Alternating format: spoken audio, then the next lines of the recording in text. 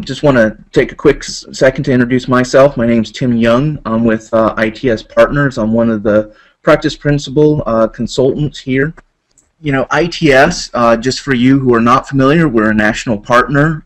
We have about 44 consultants. We're very engineer-centric, and we can help everything from endpoint management to security solutions with Symantec, and as you can see, with Arellia. So today's, I'm pleased to announce that we have Stephen Brown here from Arellia. He's going to go ahead and go over the products that they have that can help against advanced threats.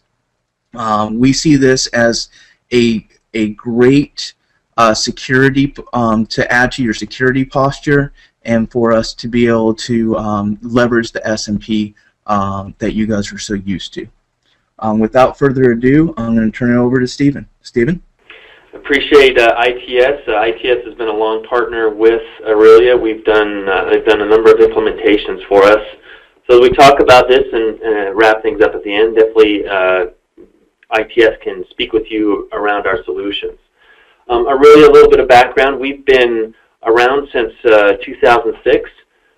We've been a long-standing partner with Symantec, and before that with Authorization, where we have built our solutions and integrated them with the Symantec management platform, formerly the Authorization platform. Today we're going to talk about securing endpoints from advanced threats.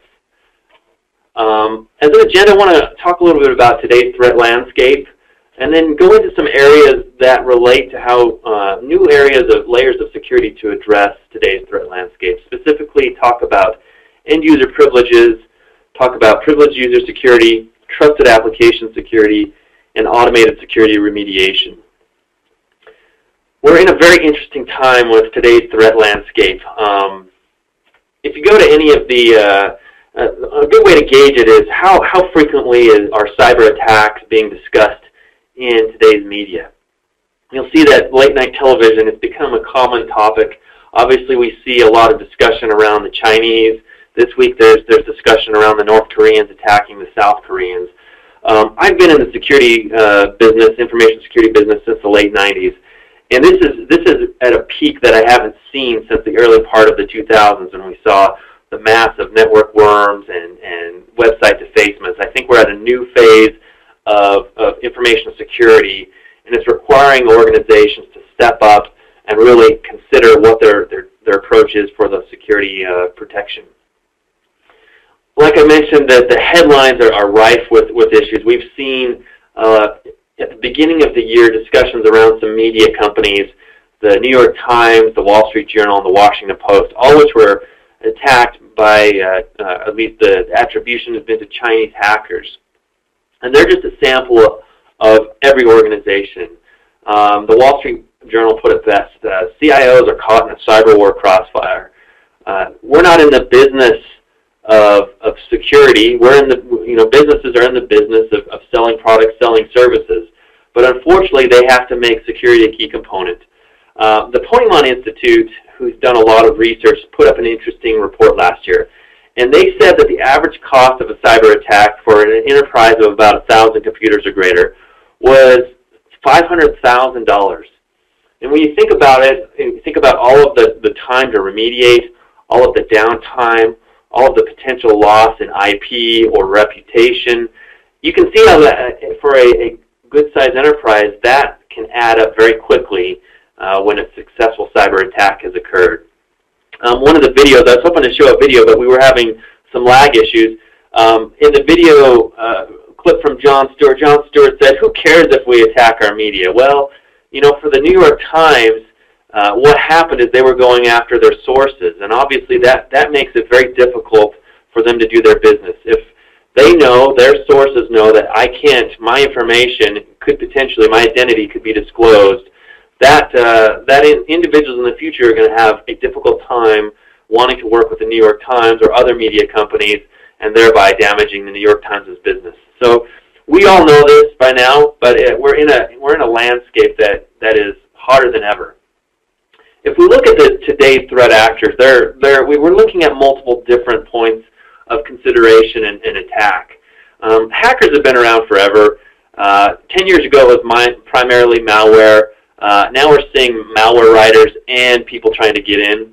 We've seen in the last few years the introduction of organized crime and more prevalently espionage or government-sponsored attacks. If we look at Stuxnet, if we look at what's gone on with the mention of the media companies' attacks, if we look at what's going on in North and South Korea, we're seeing government-organized attacks. And this is a brand new flavor to the information security landscape because those organizations are well-funded and they have the ability to really be effective in what they do.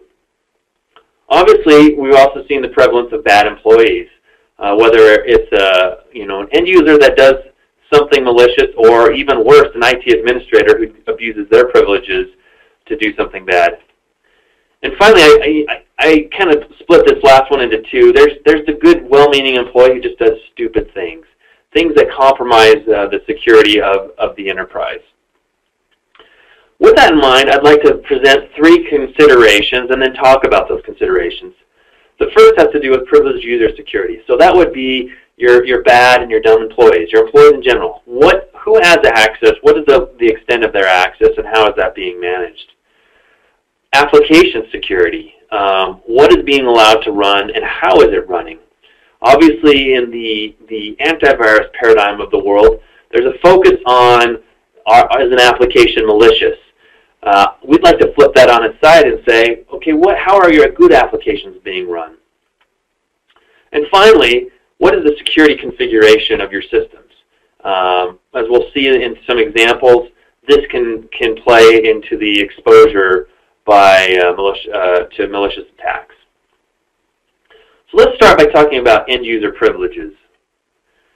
Symantec came up with a research report. This was their research labs teams. And they did a very interesting report. It's fairly dry, but it has a lot of interesting data.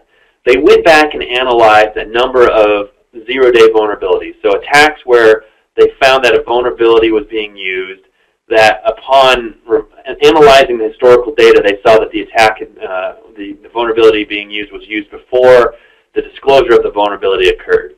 And what they found was a typical zero-day vulnerability attack lasted 312 days before it was publicly disclosed.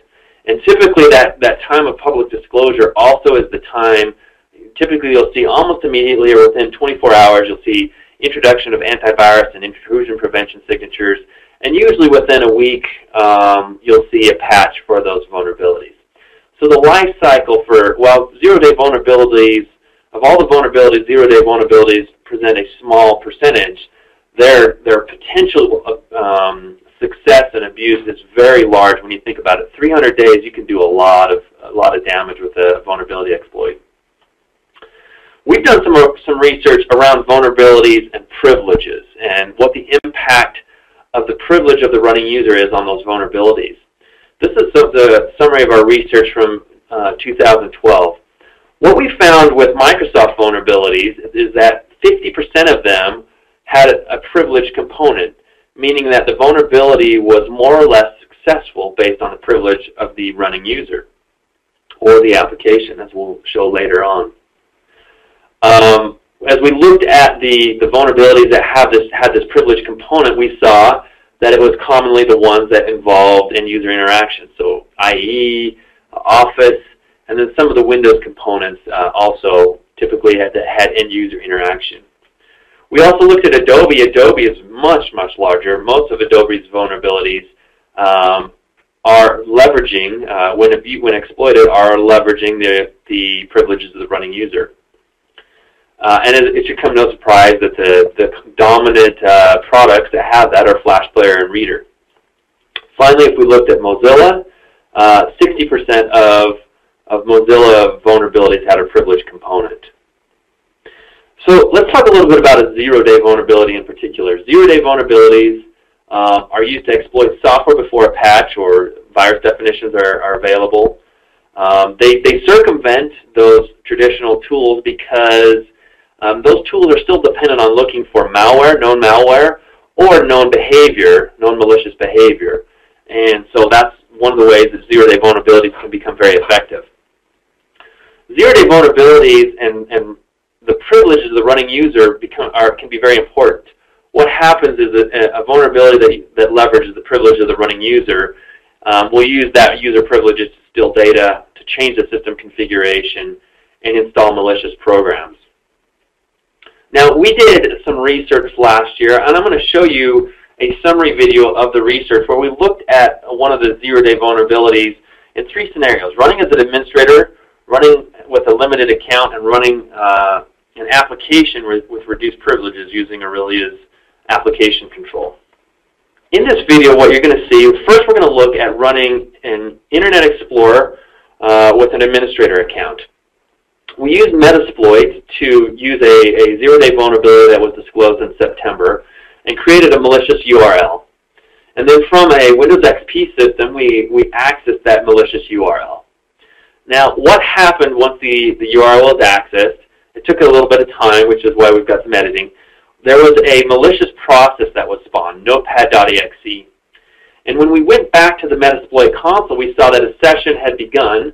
And through that malicious process, notepad.exe, we were able to go through and do a number of things. And I'll just show you a couple of things that we could do here. One of the first things that we were able to do using that malicious session was we did a capture the flag type thing. So we put a file in there and downloaded the capture the flag. And as you'll see here in a second, we'll be able to go in and look at that file and see what's in it. So we're successfully able to download data. We're also able to upload an application and launch that. So in this next scenario, you'll see where we'll go ahead and upload a file. In this case, we just uploaded PuTTY, which we could use for remote access at a future time. And as you see here, run file after upload. So Metasploit is kind of, there are many other things that we could do, but those are just 2 examples. So in the second example, we looked at running Internet Explorer as a limited user. So this is the non-administrator account type. Again, we'll access the malicious URL. And what we'll see is the browser crashes, but the malicious process still gets established. And if we went back to Metasploit, we were still able to do a number of things, kind of read-only type things. So we were able to collect system data. We were able to download files. We were not able to upload files. We were not able to change the system configuration. But we were able to, in this example, we were able to we were able to gather a lot of, exfiltrate a lot of data and gather a lot of data. And so while the limited user gave us some improvements over what we were able to do as an administrator, we were still vulnerable to attack. So the third example that we did, and that we'll show here, is an example where we will actually run the browser as an administrator, but instead of using having the browser run with the same context as the administrator, which is typically how things work when you do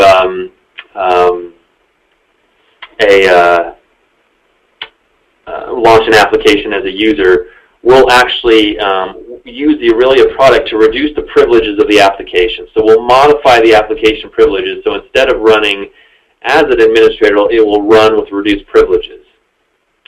So as we transition, again, we see all the things we could do. This is an example. We'll run with reduced privileges from an administrator account. And what we do is we'll modify the privileges of the browser using a policy. So we're going to go in and all of our commonly exploited applications, including Internet Explorer, we will change how the behavior of that application. And you'll see here on the bottom right, that's running with reduced rights. We were still able to access the malicious URL, but what you'll see is noticeably absent is there was no session established. So it crashed the browser. The vulnerability was able to successfully crash the browser, but the privileges contained the ability to do anything else.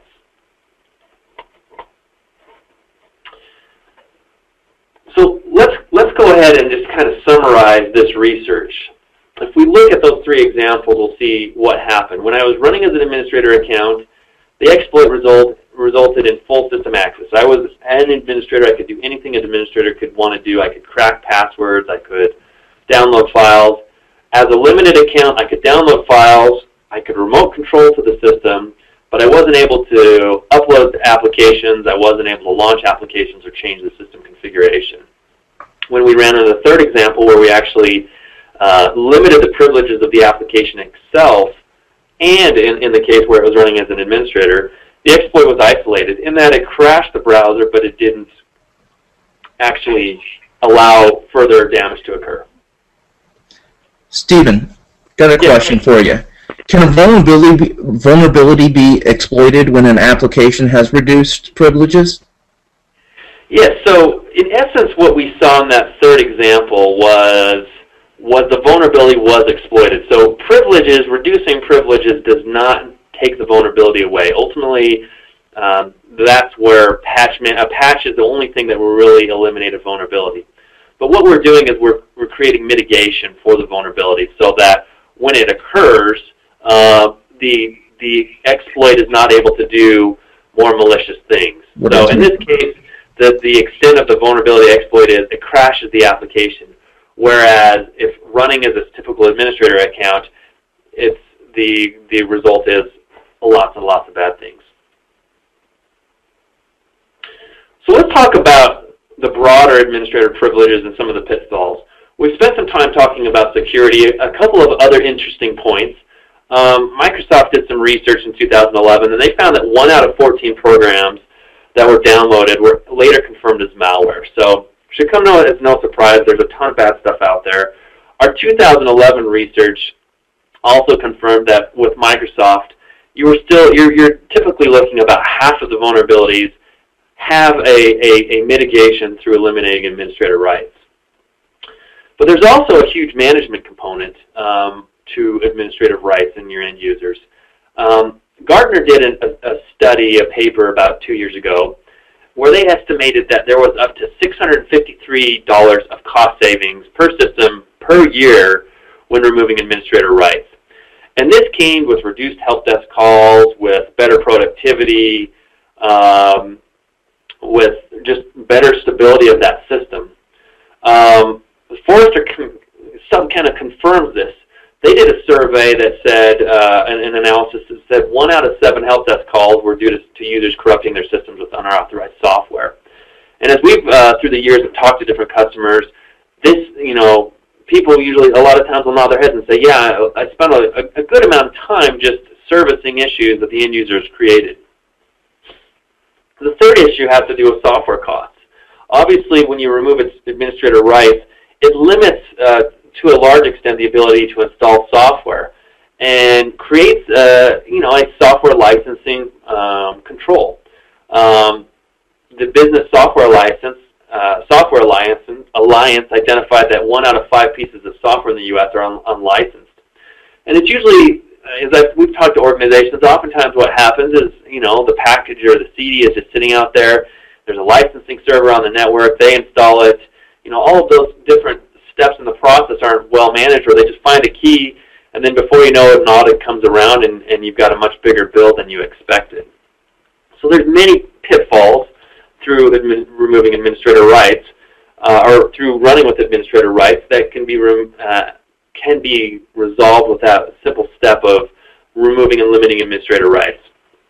Now, the challenge with removing administrator rights is there's automatically a number of things that end users can't do. First of all, there's a number of system utilities that they cannot run. A lot of things in the control panel you probably don't want your end user using, but there are things such as being able to change the time, defragment the disk, install printers, device drivers that you want to allow them to do. While controlling what software can be installed is a good thing, there's still the problem of when I remove administrative rights, I in essence need to do help desk or software delivery for every piece of software. And finally, this becomes oftentimes the killer is there's a lot of applications, especially older applications, homegrown applications, self-updating applications, that just simply require administrator rights to be able to run. Gartner modeled the cost equation with user accounts in a different report about 3 years ago. And what they found is, where most people have administrator accounts, it's a very costly support environment. End users end up having to have a higher incident of help desk calls, and I think they're more prone to security, which is going to result in higher costs. Obviously, there's the liability around licensing. On the other end, if you remove standard users and you don't run into issues with applications that require administrative rights, there's still issues around needing help desk to assist with installation requests or configuration changes. The ideal is there in the middle, and that's what we look to do as Arellia. We try and take organizations that want to run as a standard user, enable applications that otherwise would not work using our application control product.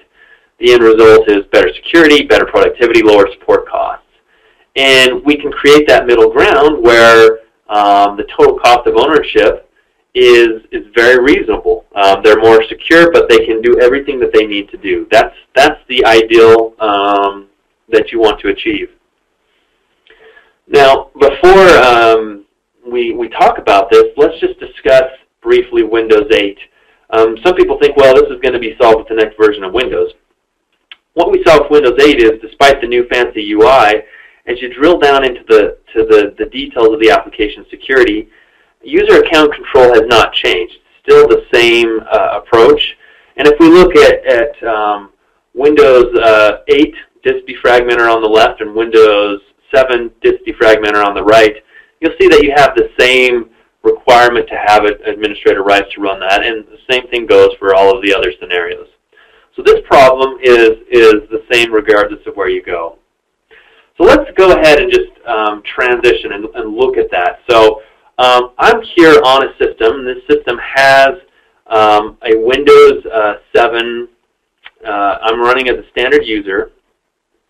And we'll see that there's a number of limitations as we discussed. I can't change the date and time. Let's say as a user I wanted to change some of the network settings. I'm going to be limited in doing that. Any applications that require administrator rights, such as a installation, again, just to reinforce, I've got UAC. It's going to launch and it's going to complain to me and say, put in your administrator rights credentials. So let's talk a little bit about how Arellia can solve that problem. One of the things that we will do is we'll go in and provide the ability to create policies that would elevate privileges for those applications. So for example, I can go in and quickly create a couple policies that would say, for my network adapters, my disk defragmenter, and changing the date and time, I'm going to add privileges to those applications. And I'll roll this out to all of my computers with the application control agent. Now, what we're using here is we're using the semantic management platform to manage as our backend, so our infrastructure. This is all built on the semantic management platform. All of these policies are going to be applied to the semantic management agent. So if we go back to our client and look at the semantic management agent and update our policies, we'll see that there is a really application control agent that's here. That's what's going to be doing the magic to make this work. With that policy applied, what will happen is once the policy has come down is we'll see that those things that otherwise were restricted are now able to do those things. Operations. So we see now the disk defragmenter operations that were previously restricted to administrative user, changing the date and time, the policies applied.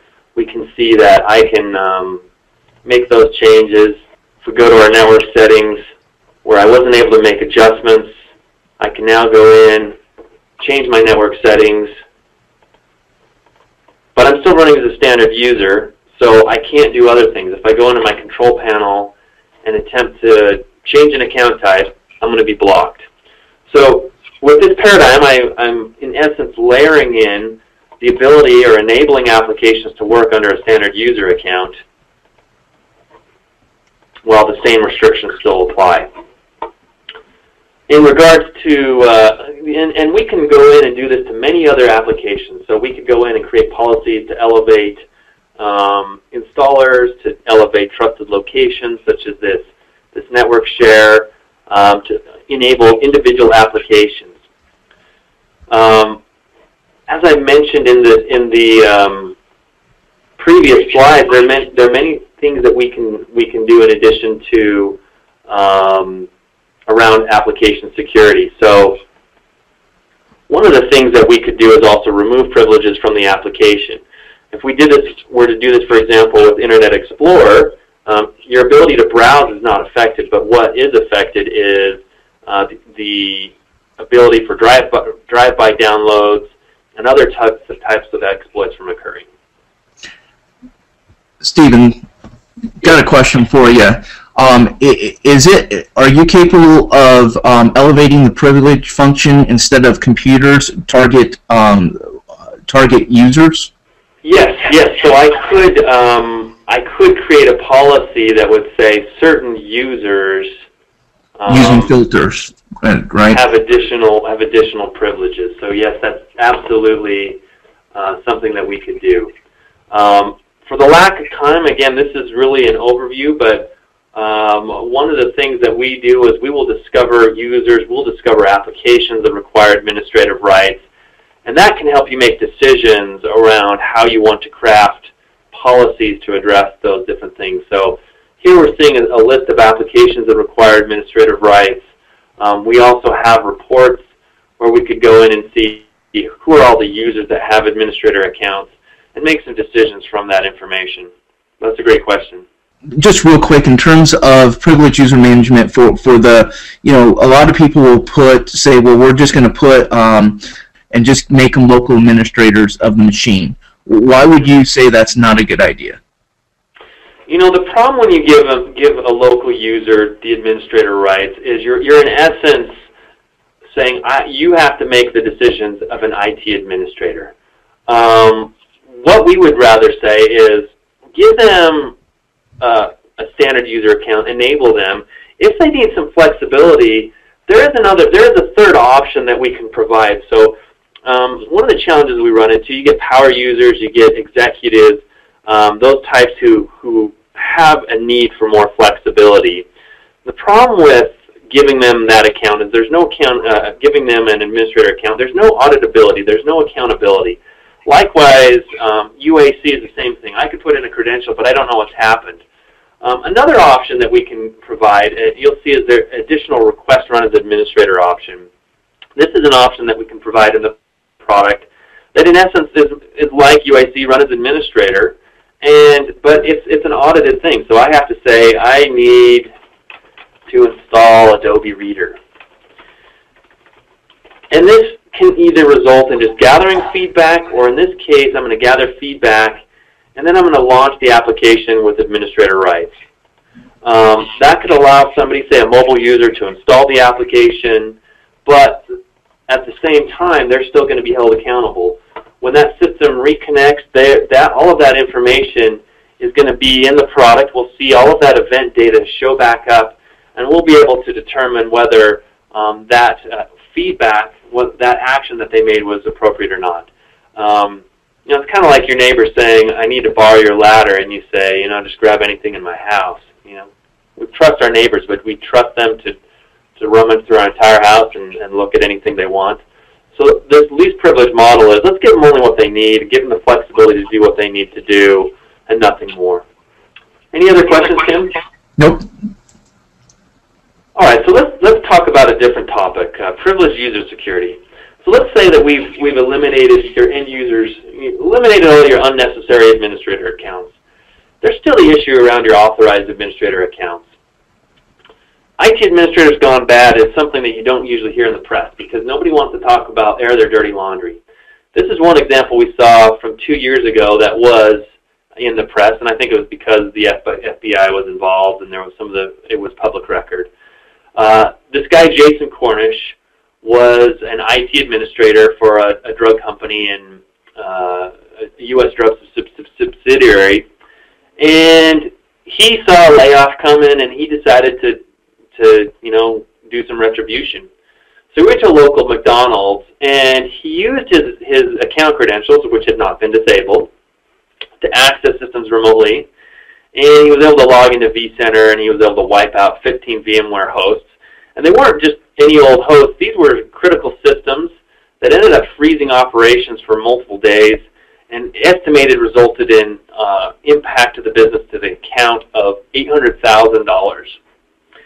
We have our own example. We have one of our early customers, and this is the process of how they became an Arellia customer. They came, and a security audit commenced, and they went and they found an unlocked computer, secretary's computer, or just walk down the cube aisles and you'll find some computer that's just sitting there unlocked or available. Went in, cracked the password for the local administrator, and it just so happened, as is commonplace in many, many organizations, that administrator account was the same one across every system. It was a shared password, typically set at the time the image was established. And he was then able, the auditor was then able to go into the VP's office and say, let me show you how I can log into your system using a local an administrator account. Obviously for this customer, which is a very large organization, this put some fear into him, and it was the initial genesis of Arellia. We ended up creating a solution to help them mitigate this problem.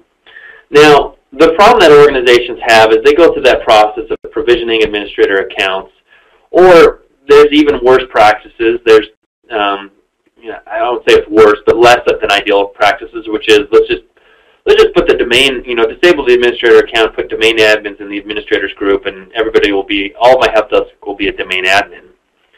The problem is, we always preach to end users, don't write your password on a sticky note, but IT administrators are doing their digital equivalent. They've got their in their databases that have administrator accounts in a clear text that multiple people can access, and there's no accountability.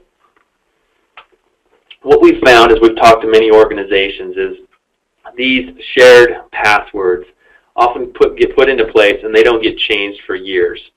And what happens over time is you have your current IT staff, you have former IT staff that knows these account credentials, you have employees that start to become aware of these credentials.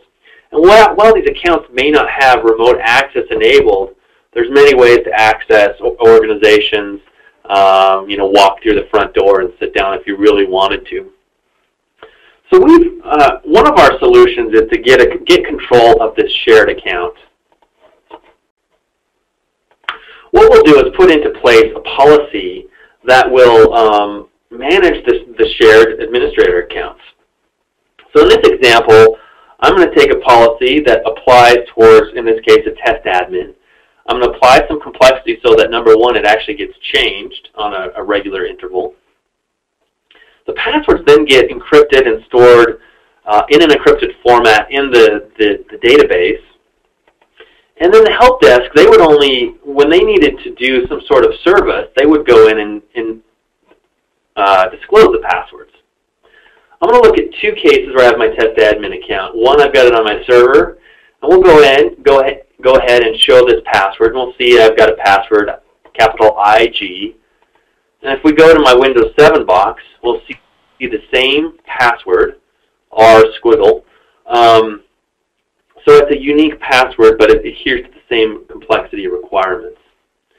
Now, not just stopping there, let's say, and one of the challenges, if I brought up the domain admins, if everybody's using a domain admin account, they probably have a lot more access to systems and to the domain administration than you want your typical help desk to have. So by using this methodology, not only do we get control of those shared passwords, we change them on a regular interval, but we also get an audit trail. So we can go in and see who accessed those passwords, what systems were they accessed for, and what time did it happen.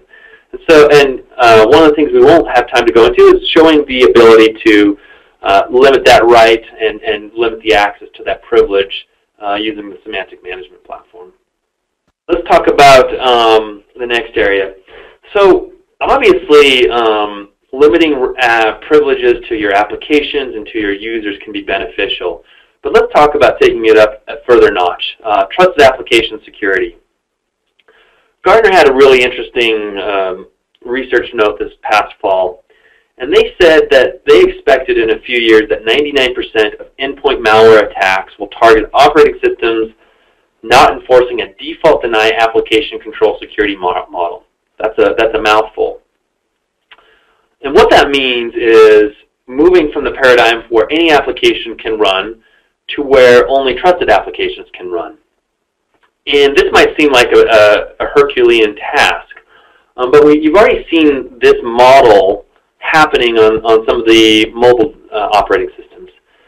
Take, for example, iOS. iOS only allows you to run applications that come through the App Store, and in essence creates a default denied model of security.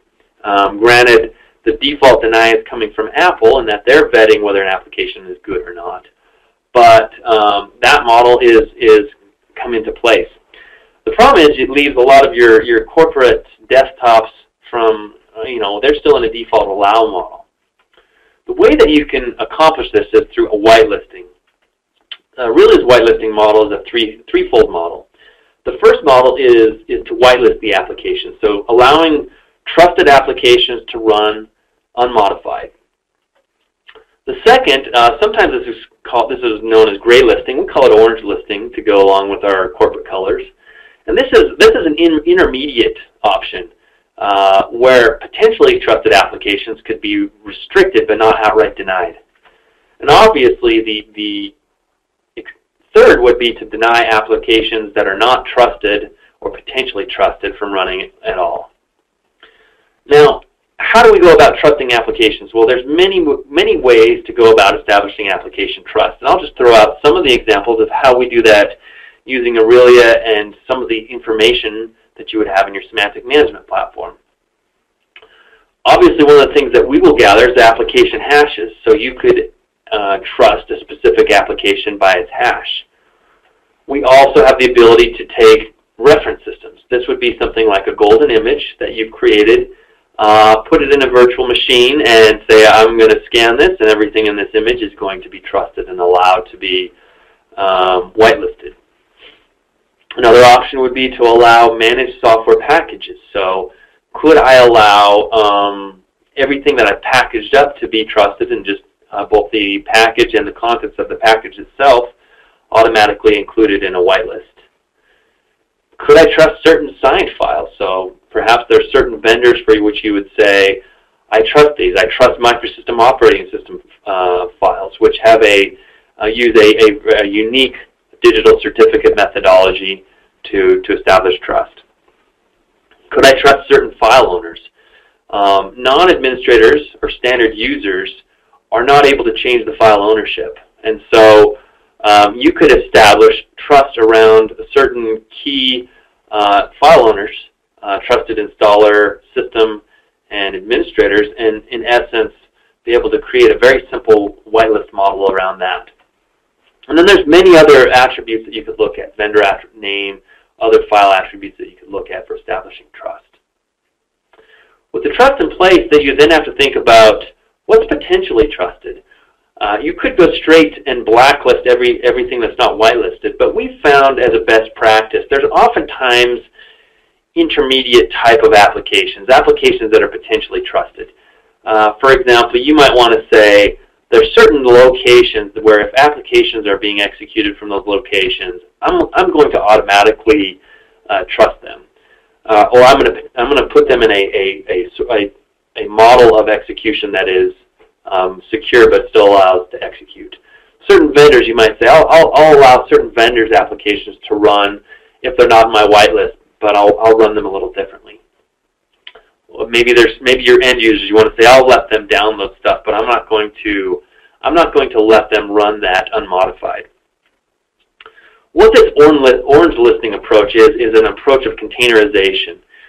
There's many things that we can do, one or more. Obviously, we would want to alert IT, hey, we've got an potentially trusted application that is being run. We could limit the file access so that they can't modify critical system files. We could restrict process rights so that, per our earlier examples, they're not able to change the configuration of the system. They're not able to change that. And leveraging our integration with semantic workspace virtualization, we could actually isolate the execution of the application. So even if it is making changes to program files or Windows, it's really just changing a virtual file system. All of these different methodologies allow you to run these potentially trusted applications in a more secure fashion. So your end users can still do things that maybe, run things that maybe weren't in their whitelist, but they're not going to be run in a way that puts the organization at much risk as if you were to run them unmodified. Let's just look at that real quickly. We'll just look at an example. So one example of how this might work, let's take, I'm going to take one of my applications. Let's take Chrome, for example. Chrome is a good example of, in a standard user model, where I can run and install software even though I am a standard user. Chrome and many of the other consumer applications have the intelligence to install themselves to the one area that the operating system allows you to install software. If we go in and we look at Chrome, we'll see that it's installing to the user's directory. There's a hidden directory under every user's folder called app data. And if we look at the properties of that application, we'll see that it has an owner that is consistent with who installed it. So my standard user is the owner of that file, and they were able to install that software. The same risk goes for like portable applications, so things that are either downloaded or run from a USB drive. The standard user is not going to protect you from those things. So let's just take an example and put into a place, I'm going to put into a place a series of policies where I'm going to block Chrome from running, or block untrusted file owners from running, and I'll allow other files to run modified, and I'll block everything else. So just to supplement this, I'm going to install Firefox. Firefox also is going to be running as standard user. So I'm going to go into my console, and I'm going to enable a couple of policies that I've pre-created for the sake of time. And these are whitelisting policies. And in these policies, first I've got a policy that's going to whitelist trusted file owners. So I'm going to whitelist and trusted installer and the system file owner. I'm going to orange list Firefox. So if Firefox was installed by an untrusted user, I'll allow that to run, but I'm going to run it with reduced privileges. And then I'm going to block everything else from running. So now what we'll see, if we look at one of our core operating system files like Calculator, Calculator has a trusted installer file owner. It's going to run perfectly fine. IE will run unmodified. Google was not trusted, and it wasn't in my orange list, so it's going to be denied execution. Firefox, I said, I'm going to allow other versions of Firefox. I'm just going to limit how it runs. And what I'll do is I'll go in and I'll execute Firefox. We'll see that it runs, and it runs with reduced privileges. So I have more security around Firefox, and to be honest, that's probably something we would recommend in any situation. But in this case, we've contained Firefox so that it is running with reduced privileges. So whitelisting can be a very beneficial additional paradigm for advanced threats. The final point I want to talk about is automated security remediation. Really, we're based out of Utah. And last year there was a really interesting situation. One of the state systems, they built a system, and they had 280,000 social security numbers and 500,000 other sensitive data points stolen from this server. Now you would think, what was it? Was it some fancy zero-day attack? Was it, did they crack the password? What they communicated is it was a poor configuration.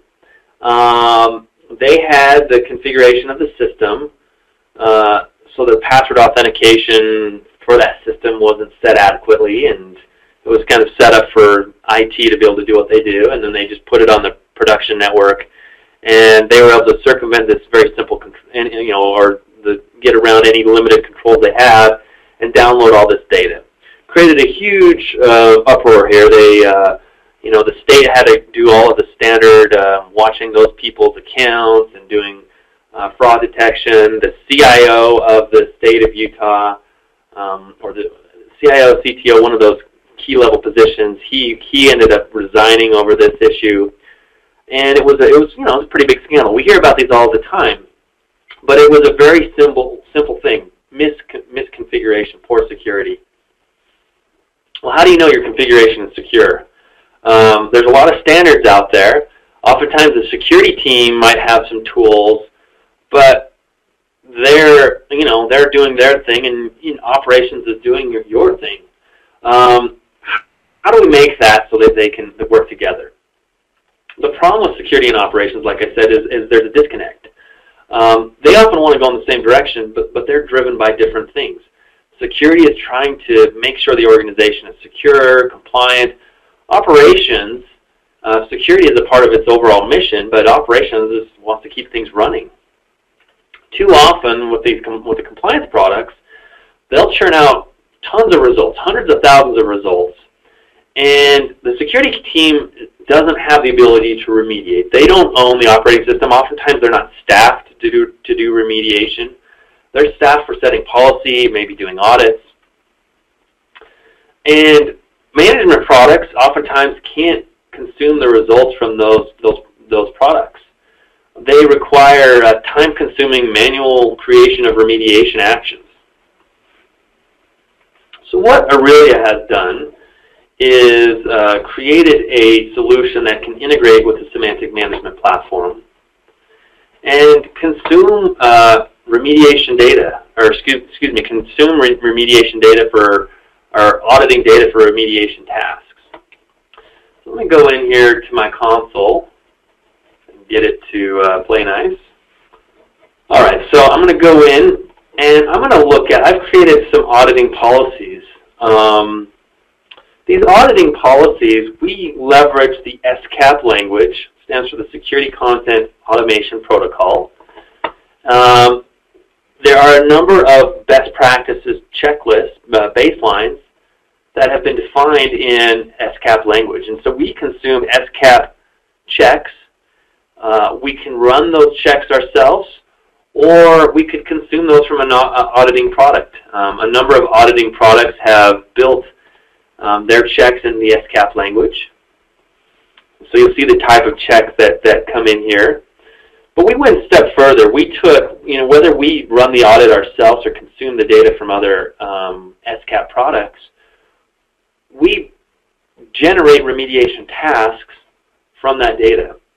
So when a system comes in and it failed a check, we can create remediations that could be approved in your semantic management platform. And all of this is done using task server, which could be integrated with workflow for processes and approvals. And then those settings, those configurations could then be remediated. What we look at is, you think about Altiris and its focus on software and patch management, we look heavily at the settings. The registry settings, the policies, the configurations, the services configurations, and enable those automation of changing those configurations using the data from these results. The end result, once one of those remediations is done, as we'll see here, is we can automatically move those systems from being incompliant to compliant. And do this on an ongoing basis using the tools that operations teams using on a daily basis, so they can continually measure and control the security configuration of their systems. Now, to summarize, the best way to look at this is there's 4 key projects that Arellia maps to: removing end users' administrator rights, securing administrator accounts and rights, whitelisting, and remediation. There's actually a study that was done by the Australian equivalent of the NSA, and they came up with 4 key areas of four key best practices to eliminate 85% of security threats. And those four key practices were removing administrator rights, whitelisting, securing, and patch management. And with our complementary integration with Altiris and its semantic management and its patch management, we're able to hit all of those key areas and provide those mitigations that can provide huge amounts of benefits. Yep, Stephen got a question in regards to the passwords can be unique for each PC, and how are those those passwords managed? What we'll do is you establish the password policy for those shared accounts. We'll go and change the password on the client, immediately encrypt it, send it up, store it encrypted, and the only time that that password is ever unencrypted is when there's an authorized disclosure. And that decryption occurs on the console. So that is the process for how the passwords are managed from clients to the help desk disclosure. And then within the console, you so if there's a computer and you need to get that password, you can right-click on it, and that's and say show password for that machine. That's correct. Yeah. So it would be it'd be an operation that help desk could go in, find their computers that they need to do that operation, and disclose the password for it. And then that disclosure becomes audited and tracked in the database. Which we can also do for the local administrator password, which is a pretty big deal too. Mm-hmm. Because if you know, technically, depending on what Sarbanes-Oxley, different things like that, you are supposed to change your local admin password, and a lot of places do not do that because that's not an easy feat, which this can do. So that if someone leaves, you're not having to worry that they're leaving with you know, when I say someone within IT, right? That's correct. And you know, per the original story we told about our customer, they have a very aggressive interval. Well, I've showed you a policy that changed daily.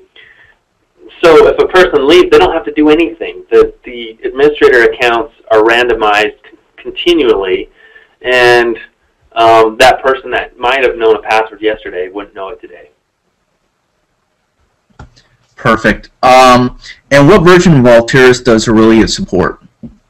So we've done integration with Altiris since the 6X version. So we support 6X, 7.0, 7.1, and we are looking to support 7.5 when it's released. And what platforms does Arellia support? Today we're focused on Windows platforms. So we support everything from XP, Vista, 7, Windows 8, and then we also support server platforms 2003, 2008, and 2012. Just a couple of things that, you know, from our experience, you know, at ITS, a lot of times when we're doing assessments, we see that, you know, admin rights cannot be taken away, is what we're told. And that's a big security risk, both from security, but it's also a risk from a software license. If they can install, we're seeing more and more the BSA, Business Software Alliance, is cracking down, especially in this type of economy, and by limiting them rights to install applications, but they can still either run the application, you know, one of those maybe poorly written application from years ago, this will allow you to do so. Without putting a risk to the company. Another one is the white and black list. That's something else that we're being asked a lot about, and now, and also the way how Arellia is doing it with the orange list. This really is a secure method, is what we're seeing, and process. Let me see here. Got a question for you, Stephen. Do you plan on having an iOS app in conjunction with Altiris 7.5 release? You know, we're looking at a couple of strategies around providing an iOS interface. It probably won't be at the time of the 7.5 release, but we are looking at some options. We actually have found some options that will be very interesting, that might be able to give us multiple mobile device support. our radar, on our roadmap, and we will be looking at some strategies there. Well, I want to respect everyone's time. We're coming up to the hour here, and Stephen, thank you so much for your time, and look forward to working with you more. And if anyone has any questions, please reach out to us. With that said, thank you, and thank you for joining everyone, and have a good evening.